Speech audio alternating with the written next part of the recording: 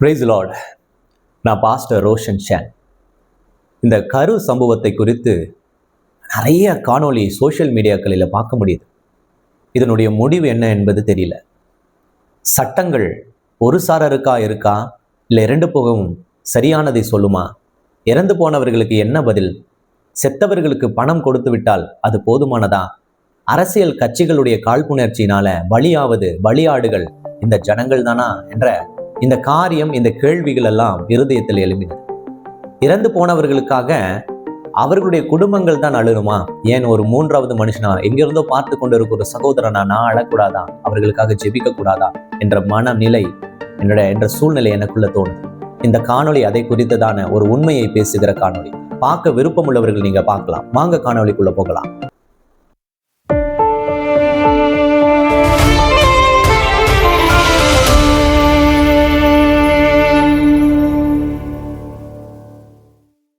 இந்த கரூர் சம்பவத்தை குறித்து தமிழ்நாட்டிலேயே முதல் கிறிஸ்தவ சேனலா ஒரு ஊழியனா இதை குறித்து நான் ஒரு காணொளியை என்னுடைய ஜெப வேளையில வெளியிட்டிருந்தேன்.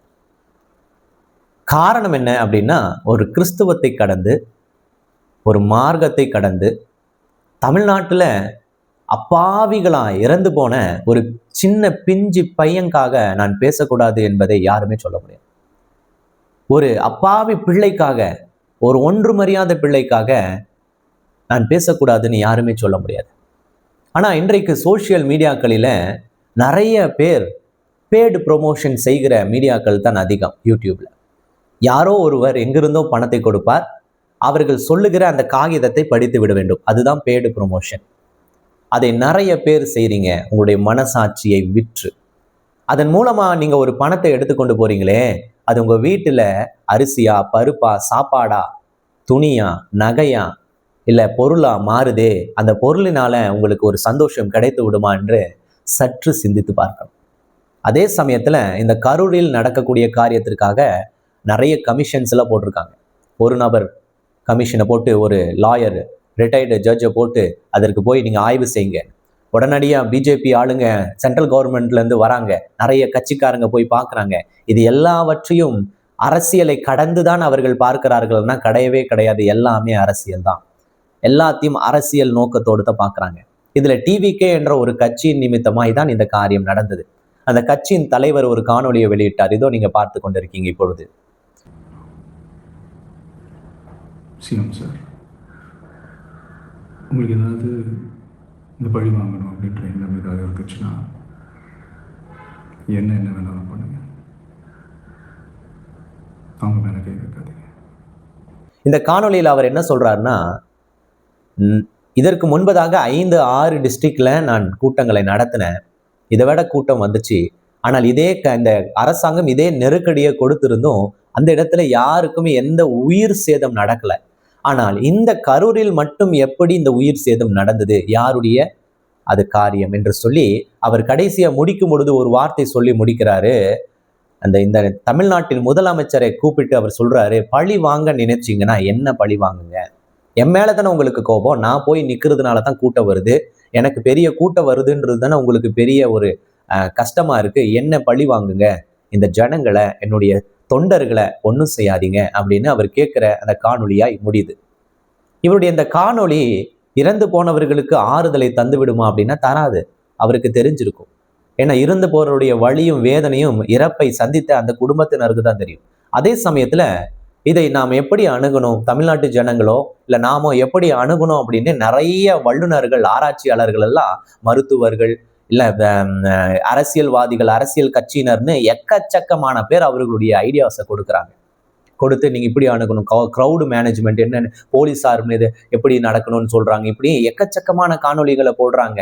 இந்த காணொலிகளினுடைய முக்கியத்துவத்தை நம்ம நல்லா பார்த்தோம்னா, இந்த எல்லா காணொலிகளுக்குள்ளேயும் என்ன ஒளிஞ்சிட்டு இருக்குன்னா, ஒரு பொய் ஒளிஞ்சிட்டு இருக்கு. என்னன்னா, மரித்தவர்களை குறித்ததான அந்த அக்கறையை காட்டுவது போல ஒரு பொய்யை அவர்கள் பரப்பி கொண்டே இருக்காங்க. என்ன அந்த பொய்னா, நீங்க பெரிய தலைவரோ சின்ன தலைவரோ, யாருக்கு பாதுகாப்பு, யாருக்காக நீங்க இந்த ஆட்சியை அமைக்கணும்னு நினைக்கிறீங்களோ, இல்லை யாருக்காக இந்த சோசியல் சர்வீஸ் பண்ண வந்திருக்கேன்னு நினைக்கிறீங்க, யாருன்னா இந்த பொதுமக்கள், எங்களுக்காக தான்.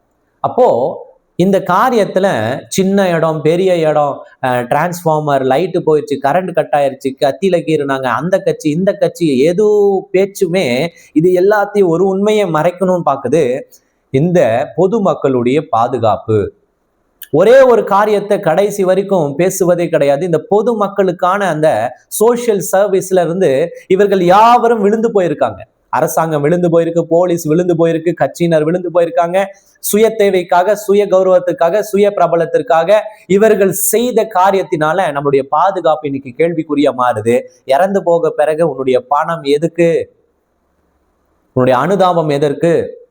இன்னைக்கு கட்சி தொடங்கினவருக்கும் இந்த இந்த எங்களுடைய பாதுகாப்புக்காகத்தான் நீங்க கட்சி நடத்த வரீங்க.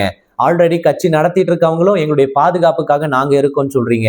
ஆனால் இந்த மரணம் அதையும் தாண்டி நிகழுதுன்னா நீங்க எல்லாரும் எவ்ரி ஒன், புது கட்சி தொடங்கினவரும் சரி, கட்சி நடத்துகிறவர்களும் சரி, இல்ல இந்த நாட்டை நாங்க தான் பாதுகாத்துட்டு இருக்கோம் அப்படின்ற காவல்துறையும் சரி, அத்தனை பேருமே failed. Total mission is failed. அத இந்த கோர்ட் ஒரு ஜட்ஜ்மெண்டா கொடுக்குமானா $1,000,000 கொஸ்டின் தான். $1,000,000 கொஸ்டின். ஒவ்வொருத்தரும் ஒரு வீடியோ எடுத்து வச்சுட்டு இதுதான் நடந்தது, இந்த கட்சிக்காரன் தான் அடிச்சா, இந்த கட்சிக்காரன்னு மாத்தி மாத்தி இவர்களுக்குள்ள சண்டை போடுறதுக்கு தான் முயற்சி பண்றாங்க. தவிர பொதுமக்களுடைய பாதுகாப்பை நாம் எல்லாரும் கெடுத்து விட்டோம், மறந்து போனோம். நம்மளுடைய சுய இச்சையினால, நம்முடைய சுயத்தினால, சுய பெருமையினால நம்ம கட்சி வளரணும், நம்ம கட்சி பிரபலமாகணும், மற்ற கட்சி நசுக்கணும் அப்படின்னு சொல்ற அந்த சுய காரியத்தினால நாம் பொதுமக்களை கொன்று விட்டோம் என்ற அந்த குற்ற உணர்ச்சி இல்லாம சுத்திட்டு இருக்காங்க எல்லாரும். இந்த குற்ற உணர்ச்சியை எப்படி ஏற்படுத்தணும்னா பொதுமக்களாகிய நீங்களும் நானும் தான் ஏற்படுத்தணும். எப்படி ஏற்படுத்த முடியும்? முதல்ல இந்த பணம் கொடுத்து பேசுகிற மீடியாக்களை நாம சப்போர்ட் பண்றதை நிறுத்திடணும். உண்மையை பேசுகிற மீடியாக்களை அரெஸ்ட் பண்றாங்க பாத்தீங்களா, அந்த மீடியாக்களை நம்ம கொஞ்சம் பார்த்து வச்சுக்கணும். மூன்றாவது காரியம், எல்லாத்துக்கும் காரணம் என்ன தெரியுமா? இந்த பணம் பணம் பணம் பணம் பணம். இந்த பணம் என்பதை ஓட்டு உரிமைக்கு, நம்முடைய ஓட்டை அவர்கள் விலை கொடுத்து வாங்காமல் ஓட்டு உரிமையில இந்த பணத்தை கொடுப்பதை நிறுத்த நாம முயற்சி செய்யணும். ஒருபோதும் இனி பணத்தை வாங்கி கொண்டு ஓட்டு போடுகிற குணத்தை நிறுத்திடணும். அந்த பணத்தை தூக்கி அவனுடைய முகத்துல எரிஞ்சிட்டு, நான் ஒரு நாள் கூலி வேலைக்கு போனேன்னா நீ கொடுக்குற 1000 ரூபாய் விட ஜாஸ்தி சம்பாதிப்பேன், அந்த பணத்தை எடுத்து நீயே போடா அப்படின்னு சொல்லி துரத்தி விடுற அந்த சமுதாயம் நம்முடைய வீடுகளுக்குள்ள இருந்து ஏற்படும். இந்த ஒரு எழுச்சி நம்மளுடைய வீட்டுக்குள்ள, நம்முடைய பெற்றோருக்குள்ள, நம்ம தாத்தா பாட்டிக்குள்ள ஏற்படலைன்னா இந்த தமிழ்நாடு இன்னும் அநேகரை காவு வாங்கும். இந்த அரசியல் கட்சிகள் இன்னும் அநேகரை காவு வாங்கும். இந்த அரசியல்வாதிகள் நம்மை அடிமைகளாகவே வைத்திருப்பாங்க. இந்த அரசியல்வாதிகள் நம்மை ஓட்டுக்காக பணம் கொடுத்து வாங்குகிற ஓட்டுகளாகத்தான் நினைப்பாங்க, ஒரு பொருளாகத்தான் நினைப்பாங்க. பொருளுக்கு உணர்ச்சி இல்லை. இல்ல, நான் தான் காசு கொடுத்து ஓட்டு வாங்கியிருக்கேன் அவங்ககிட்ட, உன்னை எங்க கூப்பிட்டாலும் வந்து நிக்கணும், வெயில்ல கூப்பிட்டாலும் வந்து நிக்கணும், மழையில கூப்பிட்டாலும் வந்து நிக்கணும். 200 ரூபா ஒரு பிரியாணி கொடுக்குற, வந்து நில்லு, வாங்கினல்ல 200 ரூபா பிரியாணி பாட்டில கொடுத்தல்ல, குவார்டர் பாட்டில் கொடுத்தல்ல, அப்புறம் என்னையா வாயா வந்து நில்லையா? அப்படின்னா என்ன அர்த்தம்? உன்னை மனுஷனாவே மதிக்கல, உனக்கு உணர்ச்சி இருப்பதாவே நினைக்கிறது இல்லை. அவங்கள பொறுத்த அளவுக்கு நீ ஒரு பொருள், விலைக்கு வாங்கப்பட்ட ஒரு பொருள். இந்த தன்மை மாறணும். நம்ம ஒரு முதிர்ந்த, ஒரு படிப்பறிவை பெற்றுக்கொண்ட ஒரு சமூகம். தமிழ்நாடு என்பது இந்தியாவுக்கே ஒரு முன்மாதிரியா இருக்கிற ஒரு மாநிலம். இன்னைக்கும் நார்த் இந்தியால இருந்து பாக்குறவங்க நம்மள பெருமையா தான் பாக்குறாங்க. ஆனா நமக்குள்ள நாமளே இப்படி ஒரு சிறுமைப்பட்டவர்களா இருக்கக்கூடாது. ஒரு மாற்றம் தேவைதான். அந்த மாற்றத்தை ஞானத்தோடு கொண்டு வர நம்ம பழகிக்கணும். மரித்தவர்களை நாம் என்ன செய்ய போறோம்? நியாயம் கிடைக்குமா? $1,000,000 கேள்வி. அந்த ஒரு நபர் கமிஷனை போட்டிருக்காங்களே, அந்த அம்மா ஆல்ரெடி ஸ்டெர்லைட்டுக்காக போடப்பட்டவர்கள். அதற்காக என்ன முடிவு எடுத்துட்டு வந்தாங்க? எந்த முடிவு யாருக்குமே தெரியல. என்ன ரிப்போர்ட்டை சப்மிட் பண்ணாங்க, என்ன ரிப்போர்ட் சப்மிட் பண்ணாங்கன்னு எதுக்குமே தெரியாது. ஆனா மறுபடியும் அந்த அம்மாவே போட்டிருக்காங்க. அந்த அம்மா என்ன செய்யும் அப்படின்னா ஏதாவது செய்யும். ஆனா அது மனுஷனுக்கு, நம்முடைய சமுதாயத்திற்கு, நமக்கு உதவி செய்யாது. அது மட்டும் தெரியும். அது ஏதோ ஒண்ணு செய்யும். கொடுத்த வேலையை செஞ்சு முடிக்கணும்ல. என் அருமை சகோதரனே, இதை பார்த்து கொண்டு இருக்கிற சகோதரியே, ஒரு நிமிஷம் நாம நினைச்சு பார்க்கலாம். நம்முடைய சமுதாயத்தை, நம்முடைய பெண்களையும், நம்முடைய பிள்ளைகளையும், நம்முடைய வீட்டையும், நம் வீட்டை சுற்றி இருப்பவர்களுக்கும் நாம தான் பாதுகாப்பு. நாம தான் பாதுகாப்பு. அந்த பாதுகாப்பு இந்த ஒரு விரலில் தான் இருக்கு. இந்த ஒரே ஒரு விரலில் தான் அந்த பாதுகாப்பு இருக்கு. அந்த பாதுகாப்பை இந்த ஒரு விரல் தான் உறுதி செய்யுது. இந்த ஒரு விரல் செய்த தவறு தான் இன்றைக்கு இத்தனை மரணத்துக்கு காரணம். இந்த ஒரே ஒரு விரல் செய்த தவறு தான் இத்தனை இழப்புக்கு காரணம். தந்தையை இழந்த பிள்ளைகள் ஏற்படுத்த இந்த ஒரு விரல் தான் காரணம். நம்முடைய இந்த ஒரு விரல். தாயை இழந்த பிள்ளைகளுக்கு அவர்களுடைய அழுகைக்கு நாம தான் இந்த ஒரு விரல் தான் காரணம். ஒருவேளை தமிழ்நாட்டில் மூளையில இருக்கவங்க, கரூரை தவிர மற்ற இடத்துல இருக்கவங்கலாம் எங்களுக்கு என்ன தெரியும், எங்கேயோ நாங்க இருக்கோம், அங்க நடந்துச்சு, நாங்க என்ன செய்ய முடியும் நீங்க நினைக்க முடியாது. நம்ம போட்ட இந்த ஒரு விரல் ஓட்டு தான் இன்னைக்கு அத்தனை பேர் காவு வாங்கவும் இறந்து போகவும் காரணம். இனி போடுகிற ஓட்டு தான் இனி எந்த இடத்துலையும் ஒரு மரணம் கூட இப்படிப்பட்ட சூழ்நிலையில இயற்கையா ஒரு மரணம் வந்துடலாம், ஆனா செயற்கையான இந்த மரணத்தை ஏற்படுத்தாமல் தடுக்கும். இந்த செயற்கையான மரணத்தை ஏற்படுத்தக்கூடாதுன்னு சொல்லிதான் ஒரு கிறிஸ்தவ ஊழியக்காரனா இந்த காணொலியை இன்றைக்கு ஒரு அவேர்னஸாக பதிவிடுகிறேன். இது அரசாங்கத்தை எதிர்க்க கிடையாது, இந்த கட்சிக்காரர்களை குறித்து தவறா பேச கிடையாது. இந்த காணொலி எதை குறித்துனா, நம்முடைய சாதாரண சிட்டிசன்ஸ் இருக்காங்க இல்லையா, தமிழ்நாட்டின் ஒரு குடிகள் இருக்காங்க இல்லையா, அந்த தமிழ்நாட்டு குடிகளுடைய பெருமையை நாமளே உணர்ந்து கொண்டால் நம்முடைய தலைவர்கள் எப்படிப்பட்டவர்களாக இருக்கணும் அப்படின்றத நாம சரியா முடிவு பண்ணுவோம் என்ற அந்த தெளிவுக்காக தான். இது ஜாதி மதம் கடந்த ஒரு தலைவர்களை உருவாக்க வேண்டும். தமிழ்நாட்டுல இளைஞர்கள் அநேகர் வர வேண்டும் என்பதை நாம உறுதி செய்யணும். போதும், இதுவரைக்கும் ஆண்டவர்கள், இதுவரைக்கும் வாங்கினவர்கள், இதுவரைக்கும் சேர்த்தவர்கள் போதும். அவர்களுக்கு ஒரு 10 தலைமுறைக்கு சேர்த்து வச்சிருக்காங்க, அவங்கள கொஞ்சம் தள்ளி விட்டுருவோம். அவங்கள ஒதுக்கி வச்சு 10 தலைமுறைக்கு இருக்குல்ல, சேர்த்துட்டல, போ 10 தலைமுறை சாப்பிட்டுக்க, உன்னை மன்னிக்கிறேன்னு சொல்லி அவங்கள மன்னிச்சு விட்டுறலாம். ஆனா மறுபடியும் சமுதாய பணிக்கு நீ தான் சரியானவன் அப்படின்னு தெரிந்து கொண்டானா நம்மள விட ஒரு முட்டாள் ஜனங்கள் யாருமே இருக்க மாட்டாங்க. நம்ம மகா பெரிய முட்டாள்களா நம்ம மாறிவிடலாம். நம்முடைய ஒரு ஓட்ட அவன் விலை கொடுத்து வாங்க முயற்சிப்பா மறுபடியும். அப்ப இந்த கரூரில் நடந்த சம்பவத்திற்கான நியாயம் கிடைக்குமா அப்படின்னா, நியாயம் கிடைக்கும், கிடைக்கும், கிடைக்கும், கிடைக்கும், கிடைச்சிட்டே இருக்கும், கிடைச்சிட்டே இருக்கலாம், கிடைக்கிறதுக்கு வாய்ப்பு இருக்கு. அப்புறம் நம்ம மறந்து போயிடுவோம். அதுதான் வேற ஈவெண்ட் வந்துருமே, நம்மளை மறக்கடிச்சிருவாங்களே. இதுக்கு என்ன முடிவு, என்ன சொல்யூஷன்? உங்களுடைய ஒரு விரல் தான் சொல்யூஷன். இந்த ஒரு விரலில் தான் உங்ககிட்ட சொல்யூஷன் இருக்கு. நான் ஒரு சாதாரண ஏழை குடி விவசாயி, தள்ளு வண்டிக்காரன், மாட்டு வண்டிக்காரன், விவசாயி, தொழில் செய்கிறவன், என்னால் என்ன மாற்ற முடியும்? உங்களுடைய ஒரே ஒரு விரலால் மாற்ற முடியும். அப்போ இவங்களுடைய பிளேமிங் கேம் இருக்கு தெரியுமா, மாற்றி மாற்றி அடிச்சுக்கிறாங்களே, எல்லாமே நாடகம். இவங்க செலுத்துற அன்பு நாடகம், இவங்க வடிக்கிற கண்ணீர், முதலை கண்ணீர் நாடகம், அத்தனையுமே நாடகம். எல்லாமே ஓட்டா மாற்ற இவர்கள் மறுபடியும் தேர்ந்தெடுக்க. நம்ம தமிழ்நாட்டுக்குள்ள இல்லை இந்தியாவில் ஒரு சட்டம் போட்டா நல்லா இருக்கும். என்ன அந்த சட்டம்னா, 2 சட்டங்கள் பெர்மனண்டா பண்ணணும் அப்படின்றது என்னுடைய மன விருப்பம். உங்களுடைய மன விருப்பம் இருந்தா நீங்க தெரியப்படுத்தலாம் கமெண்ட்ல. முதல் சட்டம் என்னன்னா, நம்ம அளிக்கிற ஓட்டு நாம யாருக்கு போடுறோம் என்பதை உறுதி செய்ய அந்த ஓட்டு அந்த மிஷின்ல இருந்து ஒரு சிட்டு வந்துச்சுன்னா நல்லா இருக்கும்.